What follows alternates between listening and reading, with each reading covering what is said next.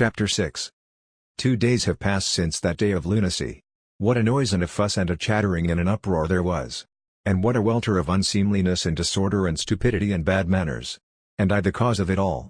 Yet part of the scene was also ridiculous, at all events to myself it was so. I am not quite sure what was the matter with me, whether I was merely stupefied or whether I purposely broke loose and ran amok.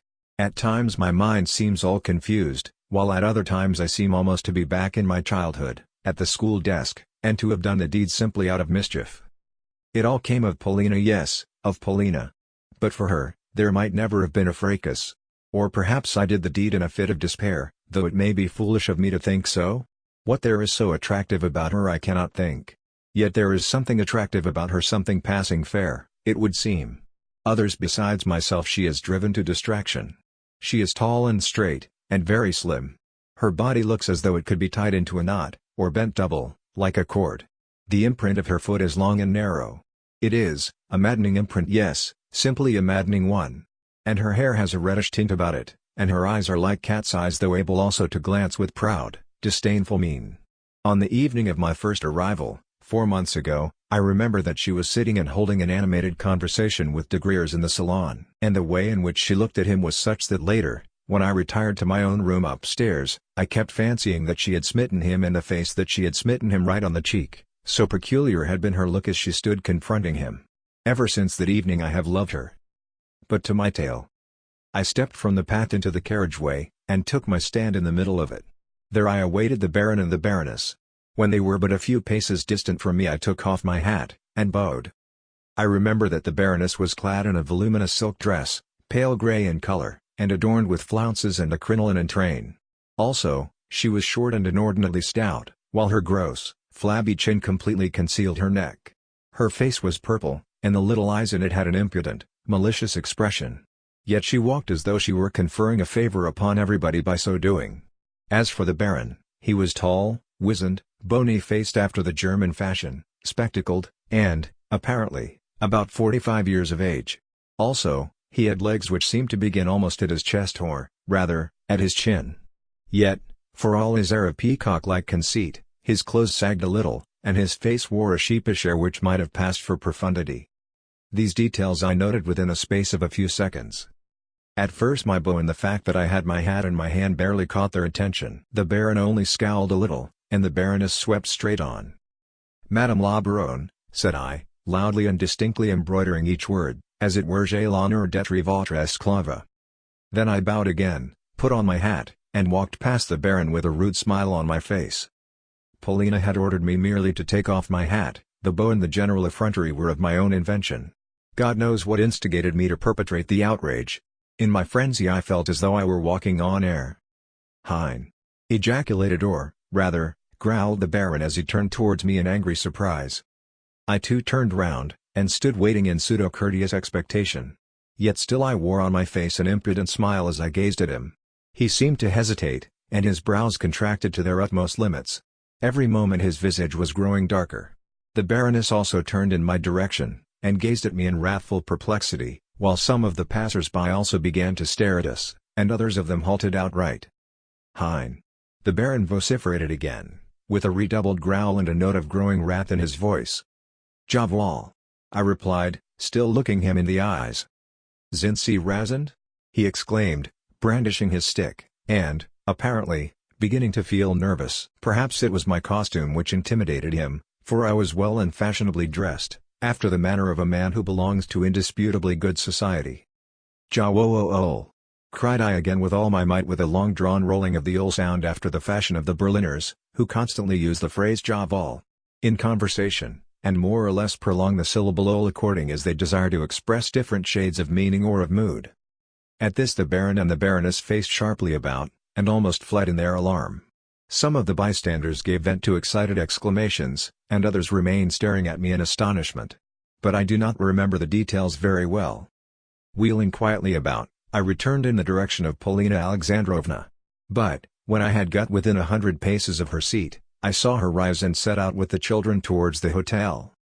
At the portico I caught up to her. "I have perpetrated the piece of idiocy," I said as I came level with her. "Have you?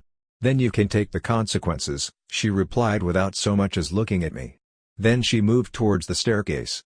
I spent the rest of the evening walking in the park. Thence I passed into the forest, and walked on until I found myself in a neighboring principality. At a wayside restaurant I partook of an omelette and some wine, and was charged for the idyllic repast $1.50.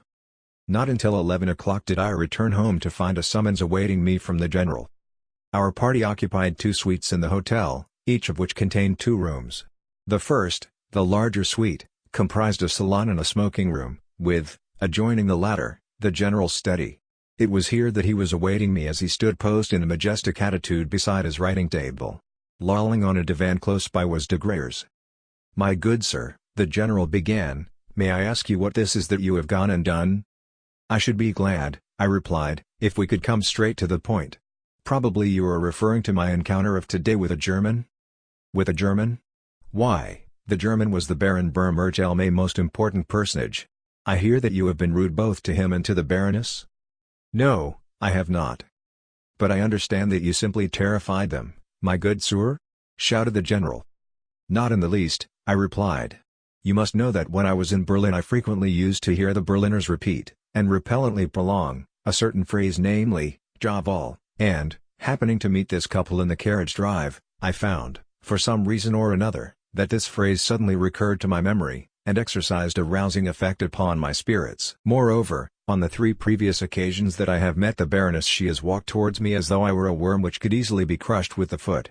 Not unnaturally, I too possess a measure of self-respect, wherefore, on this occasion I took off my hat, and said politely, yes, I assure you it was said politely, Madame, j'ai l'honneur d'être votre esclave.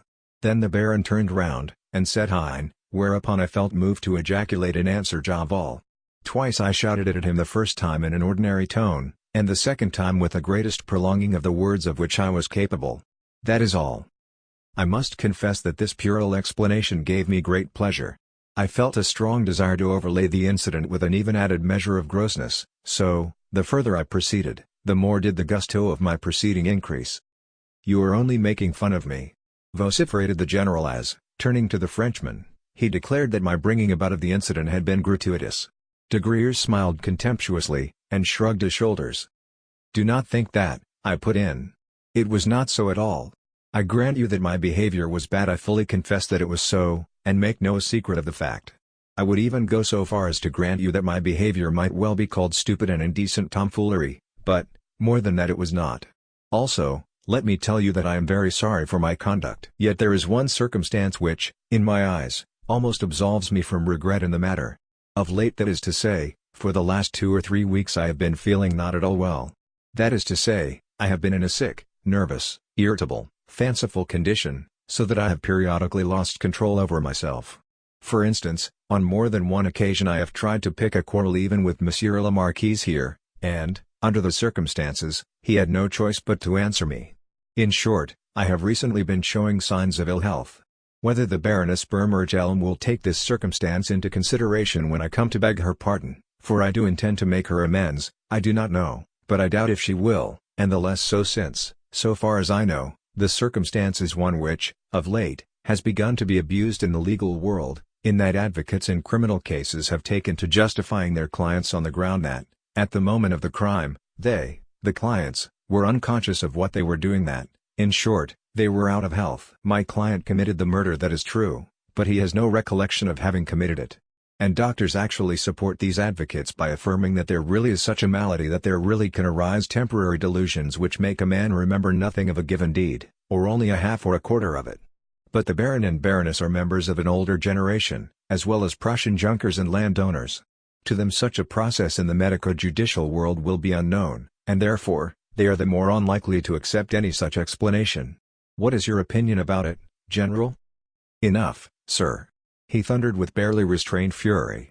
Enough, I say. Once and for all I must endeavor to rid myself of you and your impertinence. To justify yourself in the eyes of the Baron and Baroness will be impossible. Any intercourse with you, even though it be confined to a begging of their pardons, they would look upon as a degradation. I may tell you that, on learning that you formed part of my household, the Baron approached me in the casino, and demanded of me additional satisfaction. Do you understand, then, what it is that you have entailed upon me, my good sir? You have entailed upon me the fact of my being forced to sue humbly to the Baron, and to give him my word of honor that this very day you shall cease to belong to my establishment." "Excuse me, General," I interrupted, "but did he make an express point of it that I should cease to belong to your establishment, as you call it?" "No, I, of my own initiative, thought that I ought to afford him that satisfaction, and, with it he was satisfied. So we must part, good sir. It is my duty to hand over to you 40 gulden, 3 florins, as per the accompanying statement. Here is the money, and here the account, which you are at liberty to verify. Farewell. From henceforth we are strangers. From you I have never had anything but trouble and unpleasantness. I am about to call the landlord, and explain to him that from tomorrow onwards I shall no longer be responsible for your hotel expenses. Also I have the honor to remain your obedient servant." I took the money and the account, which was indited in pencil, and, bowing low to the general, said to him very gravely, "The matter cannot end here.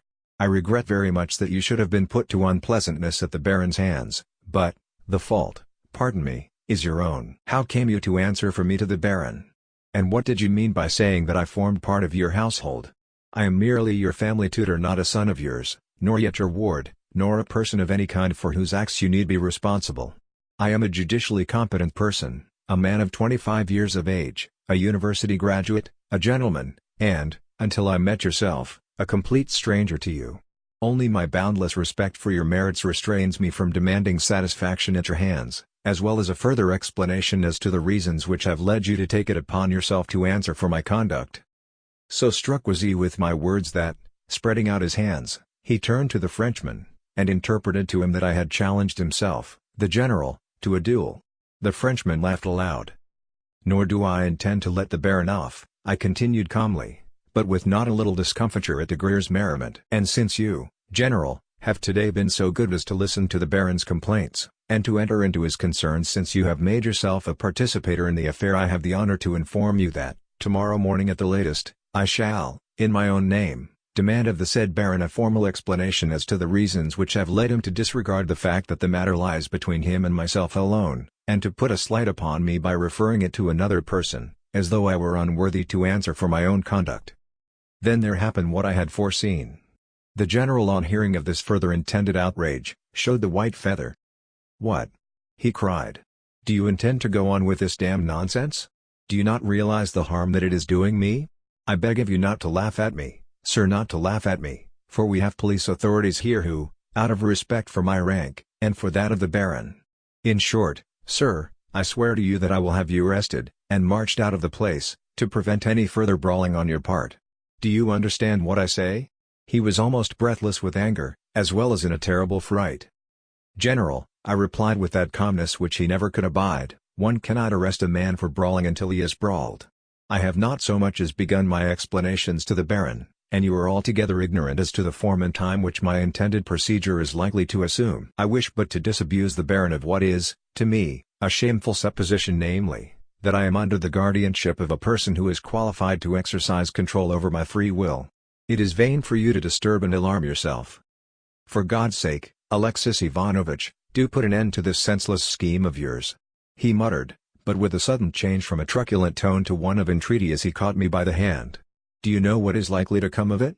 Merely further unpleasantness. You'll agree with me, I am sure, that at present I ought to move with especial care, yes, with very especial care. You cannot be fully aware of how I am situated. When we leave this place I shall be ready to receive you back into my household, but, for the time being I cannot tell you all my reasons." With that he wound up in a despairing voice, "Oh, Alexis Ivanovitch, Alexis Ivanovitch." I moved towards the door begging him to be calm, and promising that everything should be done decently and in order, whereafter I departed. Russians, when abroad, are over apt to play the poltroon, to watch all their words, and to wonder what people are thinking of their conduct, or whether such and such a thing is comme il faut. In short, they are over apt to gossip themselves, and to lay claim to great importance. Always they prefer the form of behavior which has once and for all become accepted and established. This they will follow slavishly whether in hotels, on promenades, at meetings, or when on a journey. But the general had avowed to me that, over and above such considerations as these, there were circumstances which compelled him to move with especial care at present, and that the fact had actually made him poor-spirited and a coward. It had made him altogether change his tone towards me. This fact I took into my calculations, and duly noted it, for, of course, He might apply to the authorities tomorrow, and it behoved me to go carefully. Yet it was not the general but Polina that I wanted to anger. She had treated me with such cruelty, and had got me into such a hole, that I felt a longing to force her to beseech me to stop. Of course, my tomfoolery might compromise her, yet certain other feelings and desires had begun to form themselves in my brain. If I was never to rank in her eyes as anything but a nonentity, it would not greatly matter if I figured as a draggle-tailed cockerel, and the Baron were to give me a good thrashing, but, the fact was that I desired to have the laugh of them all, and to come out myself unscathed. Let people see what they would see. Let Polina, for once, have a good fright, and be forced to whistle me to heel again. But, however much she might whistle, she should see that I was at least no draggle-tailed cockerel. I have just received a surprising piece of news. I have just met our chambermaid on the stairs, and been informed by her that Maria Philippovna had departed today, by the night train, to stay with a cousin at Carlsbad. What can that mean? The maid declares that Madame packed her trunks early in the day. Yet how is it that no one else seems to have been aware of the circumstance? Or is it that I have been the only person to be unaware of it? Also, the maid has just told me that, 3 days ago, Maria Philippovna had some high words with the general. I understand, then. Probably the words were concerning Blanche. Certainly something decisive is approaching.